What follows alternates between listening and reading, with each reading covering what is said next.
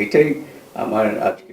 TCB ভবনে বাংলাদেশের বাণিজ্য নীতি নিয়ে সেমিনার করে ট্রেড অ্যান্ড ট্যারিফ কমিশন।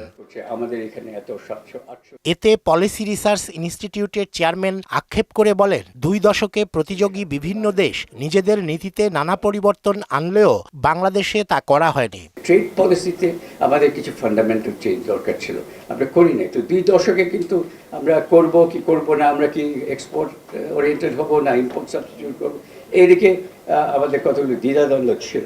এতে এনবিআর চেয়ারম্যান বলেন, নীতি সহায়তা দেয়া হলেও কমপ্লায়েন্স বা নিজেদের সক্ষমতা না থাকায় পিছিয়ে পড়ছে বাংলাদেশের চামড়া শিল্প। লেদারে অনেকদিন আমরা সাপোর্ট দিয়ে যাচ্ছি, তারপরে লেদার কেন যেন যেভাবে এক্সপোর্ট মার্কেট দখল করার কথা ছিল সেইভাবে পারছে না। এখানে মেইন প্রবলেমটা আমি অনেকের সাথে আলাপ করেছি এবং বলছিও যে এটা মেইন প্রবলেমটা কমপ্লায়েন্স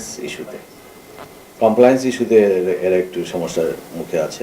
চামড়া ও পাট খাতে তৈরি পোশাক শিল্পের মতো সুবিধা নিশ্চিত করার তাগিদ দেন বাণিজ্য প্রতিমন্ত্রী। যেভাবে গার্মেন্টস ফ্যাসিলিটি পাচ্ছে একইভাবে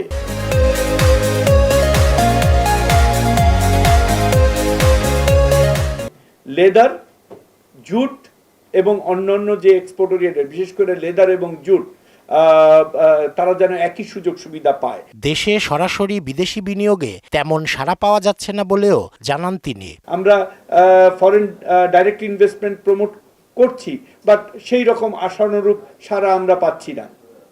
তো আমাদের এফটি এর মাধ্যমে আমাদেরকে ট্রাই করতে হবে। রেজা খান, মোহনা সংবাদ, ঢাকা। Take home